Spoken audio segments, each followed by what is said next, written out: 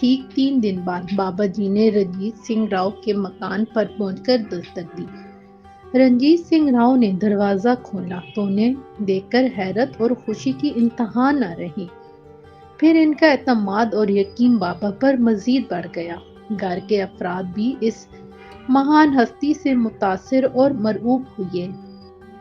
ان سب نے باری باری ان کے چرن چھوئے تو انہوں نے آشیرواد بھی دی۔ رانی کا خیال تھا کہ بابا نے ان کے گھر کا پتہ چلایا ہے۔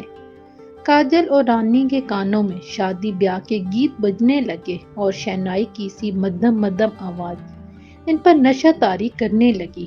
رنجیت سنگھ راؤ نے بڑی عزت و تکریم کے ساتھ اندر لے گئے، ان کی بڑی آؤبھگت کی، پھر انہیں دوسری منزل پر لے گئے جہاں شام مزاری نے ساز و سامان لا کر رکھا ہوا تھا اور خود پہلے سے اس کمرے میں براجمان تھا۔ انہیں دیکھ کر وہ مؤدبانہ انداز سے کھڑا ہو گیا اور ان کے چرن چھوئے۔ رنجیت سنگھ راؤ کی پتنی کرینا جتنی حسین اور پرکشش تھی، اتنی ہی ایک سے کھانے پکانے میں نہ صرف بلکہ اپنے خاندان میں بلکہ حلقے میں بڑی شہرت رکھتی تھی۔ اس نے اپنی دونوں بیٹیوں کو امور خانہ داری میں ماہر کیا ہوا تھا۔ وہ ایک بات بار بار ان سے کہتی تھی کہ پتی کو صرف حسن کی کرشمہ سازیوں سے نہیں بلکہ کھانوں سے جیتا جاتا ہے۔ جسم تو جلد ہی اپنا حسن کھو دیتا ہے، لیکن اچھے کھانے ایسے ہوتے ہیں کہ پتی کا دل نہیں بھرتا ہے۔ کرینا نے لڑکیوں کی خصوصی تربیت کی ہوئی تھی۔ دونوں ہی روایتی، بڑا سلیقہ شار، سگڑ اور سائیکی پسند تھیں۔ وہ کھانے اتنے ذائقے دار بناتی تھیں کہ ان کے پتا جی کے دوست اور مہمان کھاتے تو اپنی انگلیاں چاٹ لیتے تھے اور وہ انہیں انعام بھی دے جاتے تھے۔ ان دونوں نے وڈیکر بابا کی خاطر تواضع کے لیے 2-4 خصوصی ڈشیں بنا کر میز پر چن دی تھی۔ وڈیکر بابر نے بڑی رغبت سے شکم سیر ہو کر کھایا اور کاجل اور رانی سے کہا کہ انہوں نے اپنی زندگی میں کبھی اتنا اچھا کھانا نہیں کھایا۔ دونوں بہنوں نے انہیں بڑے اصرار سے بہت کچھ کھلا دیا تھا۔ یوں بھی وہ بہت خوش خوراک تھے۔ کاجل اور رانی کی عمر میں صرف 3 برس کا فرق تھا۔ وہ دونوں نہایت حسین اور دلکش تھیں۔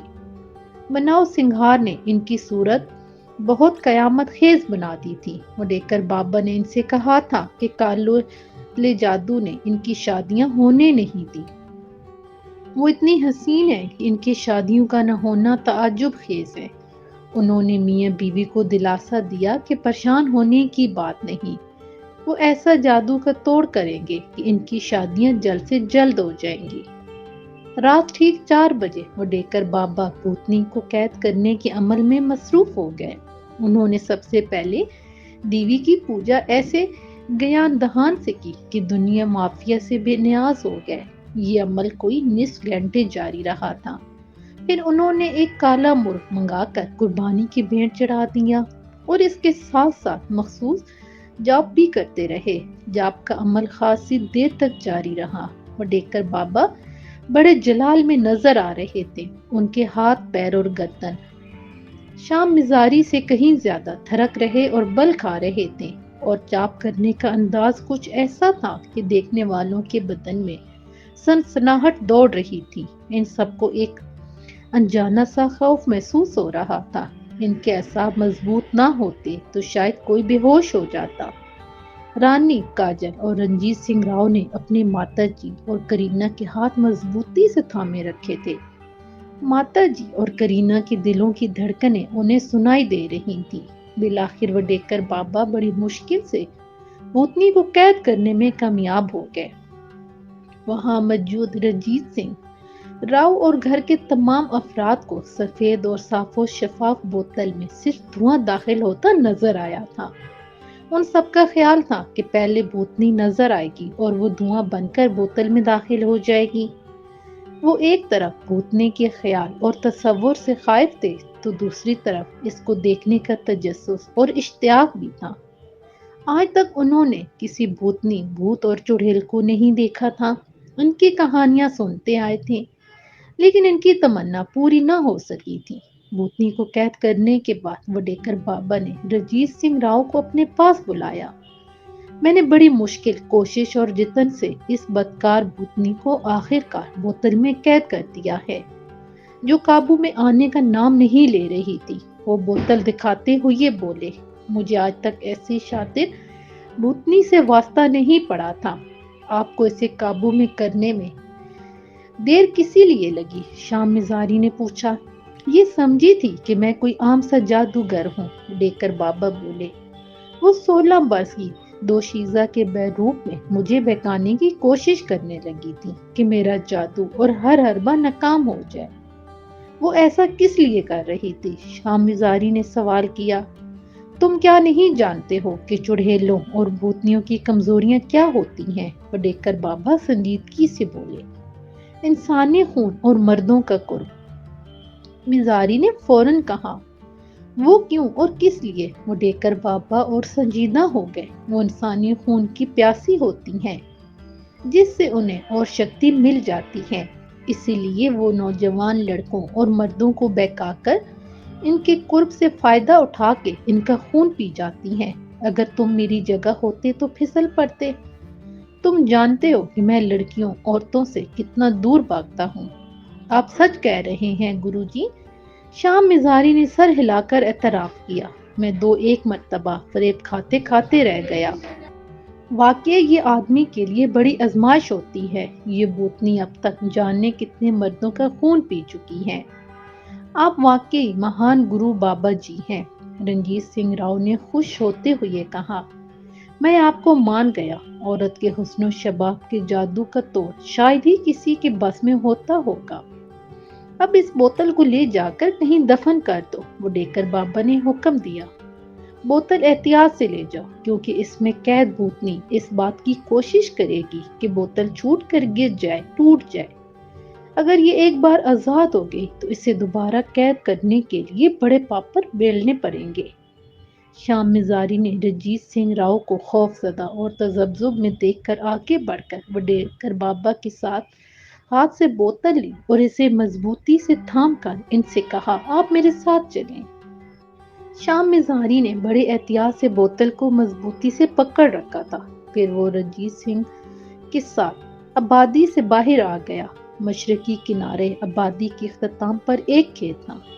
اس کھیت میں اس بوتل کو دفن کرنا تھا۔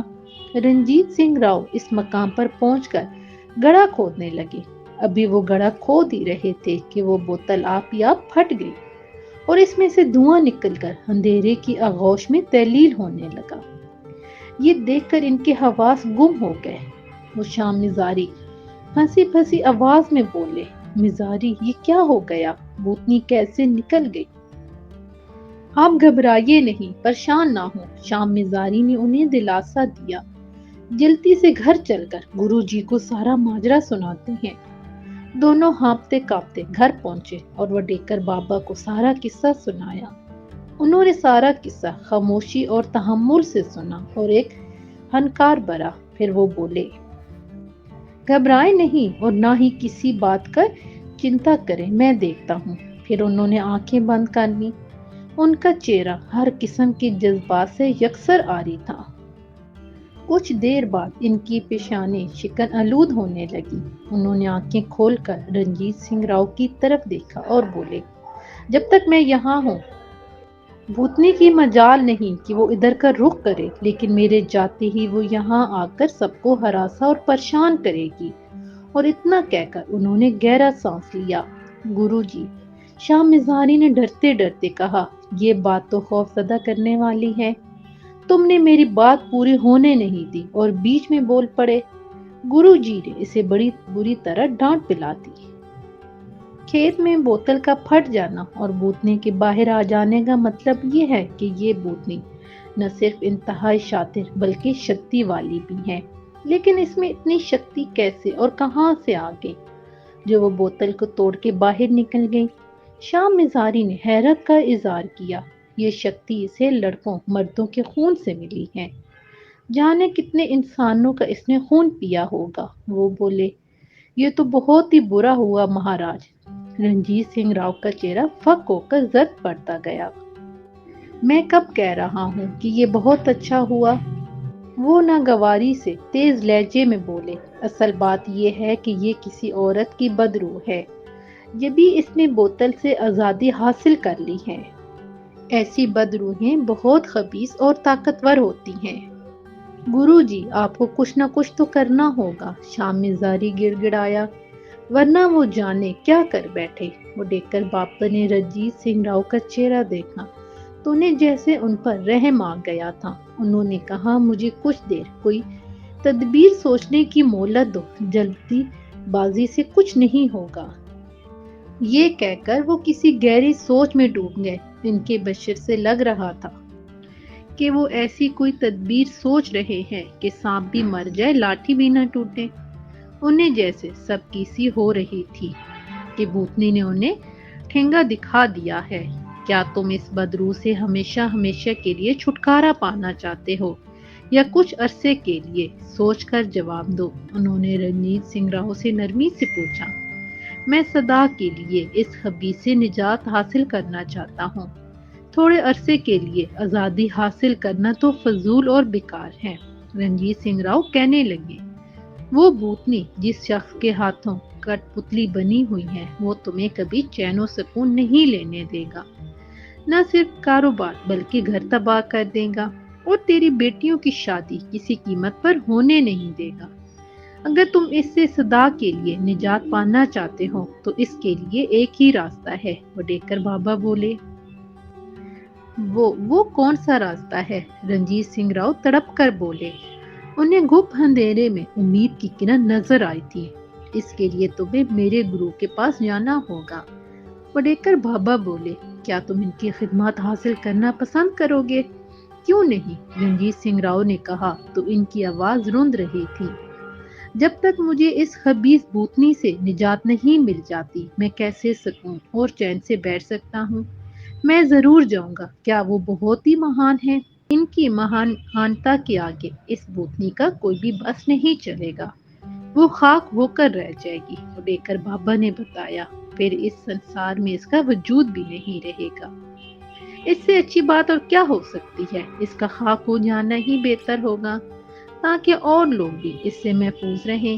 نہ جانے اب تک اس نے کتنے لوگوں کو تباہ و برباد کیا ہوگا۔ رنجیت سنگھ راؤ نے کہا، پرنتو وہ ہم دردانہ لہجے میں افسوس کرتے ہوئے کہنے لگے، تمہارا پہلے ہی بہت سارا پیسہ ضائع ہو چکا ہے، جس کا مجھے بڑا دکھ ہے۔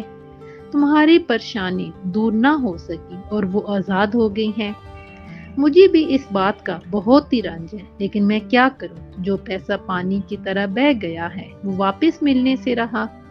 رنجیت سنگھ راؤ نے افسردگی سے ٹھنڈی سانس بھری، لیکن میں تمہیں یہ بات پہلے ہی بتا دوں کہ میرے گرو کو لانے اور پھر ان سے عمل کرانے میں اتنا ہی پیسہ مزید خرچ ہوگا۔ کیا تم پھر اتنا پیسہ برداشت کرنے کی سکت رکھتے ہو؟ وڈیکر بابا بولے، اتنی رقم کیوں اور کس لیے خرچ ہوگی؟ رنجیت سنگھ راؤ نے حیرت سے ان کی طرف دیکھا، کیونکہ گرو مہاراج کم از کم 3 روز تک پوجا پاٹ اور عمل کریں گے، اور اس عمل کے لیے مخصوص قسم کے سامان کی اشد ضرورت ہوگی جو بازار میں نہیں ملتا ہے۔ اس کا انتظام صرف اور صرف شام مزاری ہی کر سکتا ہے۔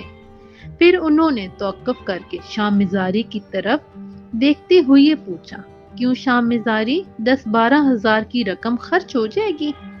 شام مزاری نے جواب دینے میں تذبذب سے کام نہیں لیا، فوراً بولا، مہاراج آپ روپے پیسے کی چنتا نہ کریں، بس اتنا کریں کہ کسی نہ کسی طرح ان کا چین و سکون لٹا دیں۔ ان کے لیے کیا ہر آدمی کے لیے سکون سے بڑھ کر کوئی دولت نہیں ہوتی ہے؟ اسی لیے تو وہ بڑی کوشش اور جتن کر رہے ہیں، رقم خرچ کرنے سے بالکل بھی دریغ نہیں کریں گے۔ آپ کو ان کے بشرے سے اندازہ ہو رہا ہوگا کہ ان کی زندگی اذیت، کرب اور پریشانیوں خوف کی حالت میں گزر رہی ہے۔ کالے جادو کا زور ٹوٹ جائے تو ان کے گھر اور کاروبار میں آپ ہی آپ دولت کی فراوانی ہو جائے گی اور پہلے کی طرح دولت ابل پڑے گی۔ شام مزاری ایک ہی سانس میں کہہ گیا، اس کی سانس دھوکنے کی طرح چلنے لگی۔ شام مزاری نے جیسے ان کی ترجمانی کی تھی، آپ روپے پیسے کی کوئی چنتا نہ کریں، اپنے گرو جی کو پہلی فرصت میں یہاں بلا لیں۔ رنجیت سنگھ راؤ جلدی سے بول پڑے، گرو مہاراج کولہاپور میں رہتے ہیں اور جب تک میں جا کر ان کی بنتی نہ کروں گا وہ آنے سے رہے۔ وہ دیکھ کر بابا بولے،